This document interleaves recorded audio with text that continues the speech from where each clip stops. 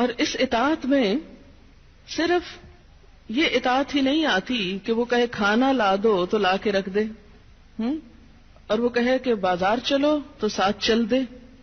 اس اطاعت میں شوہر کی جسمانی ضرورت پوری کرنے کی اطاعت بھی شامل ہے، جسے بعض اوقات بہت سی پڑھی لکھی خواتین اپنے حق میں ایک ظلم سمجھنے لگتی. ایک دفعہ کہیں میری ملاقات ایک خاتون سے ہوئی، کیمبرج یونیورسٹی سے انہوں نے لاء میں ایم فل کیا تھا. تو مجھ سے کہنے لگی کہ میرا ایک مسئلہ ہے. میں نے کہا بتائیے. کہنے لگی کہ میرا شوہر مجھے ریپ کرتا ہے میری مرضی کے بغیر. میں نے کہا قانون پڑھ کے قانونی ٹرمز ہی گھر میں بھی استعمال ہوں گی. شوہر اور ریپ، میرا تو سر چکرا گیا. یہ بات بہت ڈھکی چھپی ہے لیکن چونکہ دین کا ایک حصہ ہے اس لیے بتانا ضروری ہے. بہت سے گھرانوں میں خرابیاں اور بہت سے گھرانوں میں لڑائیاں اور بدمزاجیوں کی جو روٹ کاز ہے وہ یہاں سے شروع ہوتی ہے، جسے کوئی نہیں کھولتا.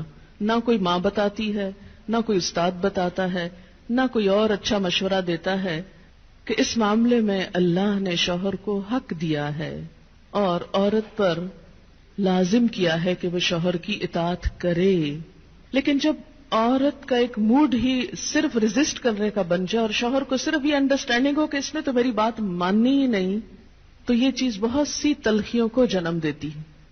ایسے میں عورت اور مرد کے مزاج میں چونکہ قدرتی فرق ہے، بعض اوقات شوہر کی جو ڈیمانڈ ہوتی ہے عورت نہیں پوری کر سکتی، یا عورت کا مزاج اس سے مختلف ہے، یا عورت اس کو اپنے لیے ایک مصیبت اور بوجھ سمجھتی ہے، تو بھی اس موقع پر اطاعت کہ اللہ کا حکم ہے، اور اگر میرا دل نہیں بھی چاہ رہا تو میرے رب کی رضا اس میں ہے، مجھے اس سے جزا چاہیے، صرف اپنی مرضی نہیں.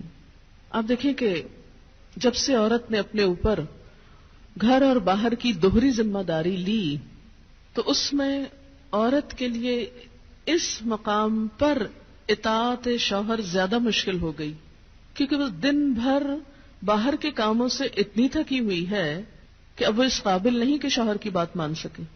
وہ بے شمار گھر کے علاوہ باہر کی ٹینشنز میں گرفتار ہے. لہذا ایک طرف اپنا گھر خراب کر رہی ہے، ظاہر ایک شوہر کو اگر روز نہ ہی سننی پڑے تو اس کی توجہ لازماً باہر جائے گی، وہ کہیں اور دیکھے گا، ذمہ دار کون ہوگا. اور دوسری طرف اللہ تعالیٰ کی ناراضگی بھی. اللہ کی رضا شوہر کی رضا میں ہے اور اللہ کی ناراضگی شوہر کی ناراضگی میں ہے. ہاں یہ الگ بات ہے کہ اگر شوہر ناروا زیادتی کرتا ہے اور بالکل بے رحم ہے یا ایسا کو مطالبہ کرتا ہے کہ جو ناجائز میں آتا ہے، وہ تو نہیں پورا کرنا. جیسے آپ کو بتایا گیا کہ فطری طریقے کے علاوہ کوئی بھی ایسا طریقہ خواہ وہ شوہر اور بیوی کے درمیان ہی کیوں نہ ہو اسے حرام قرار دیا گیا، چاہے وہ عمل قوم لوط سے ملتا ہو یا اورل سیکس ہو، یہ تو ناجائز ہے ہی. لیکن فطرت کے دائرے میں، اور اس میں بنیادی چیز جو باہم کاؤنٹ کرتی ہے وہ باہم ایک دوسرے کے ساتھ کوآپریٹ کرنا ہے، ایک دوسرے کے مزاج کو سمجھنا ہے اور ایک دوسرے کے ساتھ تعاون ہے. لیکن آپ دیکھیں کہ ہمیشہ آئیڈیل صورتحال نہیں ہوا کرتی، ہر شخص اتنا کنسیڈریٹ نہیں ہوتا. لیکن اللہ تعالیٰ نے عورت کو جہاں شوہر کو باہر کی مشقت دی نا، کتنی مشقت ہوتی ہے گرمی میں، دھوپ میں. مثلاً ہر شخص کا ایئر کنڈیشنڈ آفس تو نہیں ہے کہ وہ وہاں بیٹھ کے کام کر رہا ہے. بہت سے مرد سڑکوں پہ سڑکیں بنا رہے ہیں دھوپ میں کھڑے ہو کر، کچھ کھیتوں میں کام کر رہے ہیں، کٹائیاں کر رہے ہیں فصلوں کی، کوئی اور مکان بنا رہے ہیں، دھوپ میں کام کر رہے ہیں.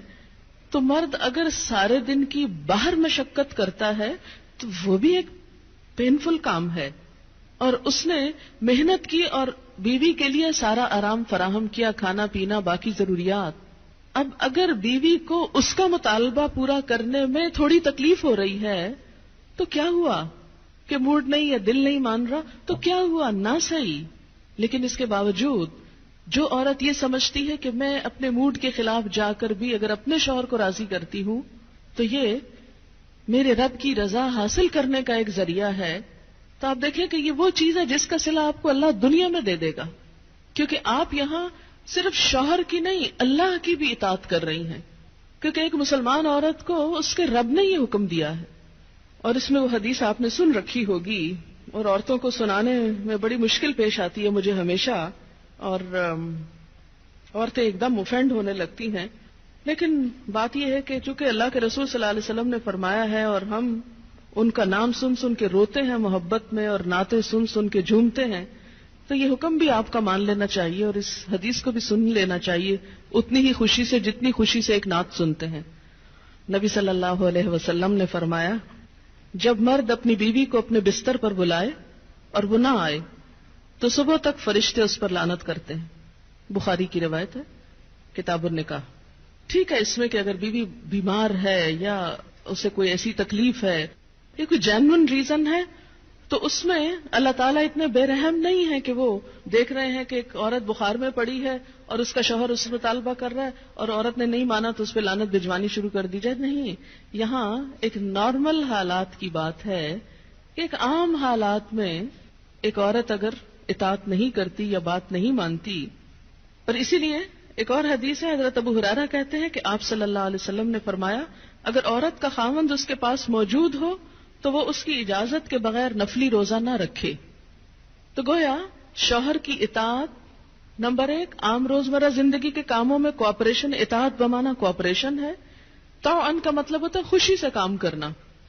نمبر 2 اس کی خاص ضرورت یا تقاضے کو پورا کرنے میں اطاعت. ہاں کہاں اطاعت نہیں؟ جب وہ کوئی حرام کام کرنے کو کہے، جب وہ کوئی ناجائز کام کرنے کو کہے، جب وہ اللہ اور اس کے رسول صلی اللہ علیہ وسلم کی مرضی کے خلاف کام کرنے کو کہے. لا طاعت لمخلوق فی معصیت الخالق. مخلوق کی اطاعت جائز نہیں خالق کی نافرمانی میں. اگر اللہ تعالیٰ کسی کام پہ ناراض ہے وہ اطاعت جائز ہے.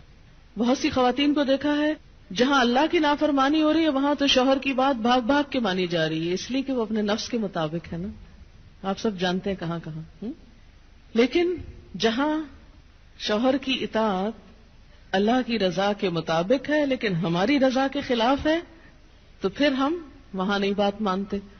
تو بسا اوقات ہم بظاہر اللہ کی رضا کا لیبل تو لگاتے ہیں، ہوتی اندر سے اپنے نفس کی اطاعت ہے. اور بعض اوقات شوہر کی اطاعت کا لیبل لگاتے ہیں لیکن وہاں بھی اصل میں نفس کی اطاعت ہوتی ہے کہ ہمارا اپنا دل وہی چاہ رہا ہوتا ہے جو شوہر چاہتا ہے اس وقت. بعض اوقات کئی غلط کام شوہر چاہتے ہیں نا کہ بیوی کرے، ہم خود بھی وہ چاہ رہے ہوتے ہیں ساتھ، اس لیے آڑ لے لیتے ہیں جی شوہر نہیں مانتے. مثلا سر ڈھکنا شوہر کو پسند نہیں، کیا کریں اب شوہر کی اطاعت بھی تو اللہ ہی نے کہا. یہاں شوہر کی ہم 100% اطاعت کو تیار ہو جاتے ہیں کیونکہ اندر سے اپنا دل جو ساتھ ہے. لیکن جب رات کو شوہر بلائے تو وہاں اپنا دل نہیں، لہذا چاہے اللہ تعالیٰ کتنا ہی فرمائے سب اطاعت بھول جاتے ہیں. تو ایک مسلمان عورت، ایک فرما بردار عورت شوہر کے لیے اطاعت گزار ہے. میں کہتی ہوں کہ اگر عورتیں صرف اس آیت کے چھوٹے سے حصے جو 2 لفظ پر مبنی ہے فالصالحات قانتات پر عمل کریں، ان کے گھریلو زندگی کے 50% مسائل خود حل ہو جائیں گے. آدھے مسئلے یہیں سے حل ہو جائیں گے کیونکہ مرد سیٹسفائیڈ ہوگا، اس کی نگاہیں اور عزت محفوظ ہوگی تو وہ اپنا کوئی بھی کام دل جمی سے کر سکے گا. اگر وہ مطمئن نہیں گھر کی طرف سے تو گھر تو کیا باہر بھی وہ کام درست طور پر نہیں کر سکے گا. تو فالصالحات قانتات، نیک عورتیں فرما بردار ہوتی ہیں. نبی صلی اللہ علیہ وسلم نے فرمایا بہترین بیوی وہ ہے جس کی طرف تم دیکھو تو وہ تمہیں خوش کر دے، جب تم اسے کسی بات کا حکم دو تو بجا لائے، اور تمہاری عدم موجودگی میں تمہارے مال اور اپنی ذات کی حفاظت کرے. تو ہمیں ایسی بہترین عورت بن کے دکھانا ہے.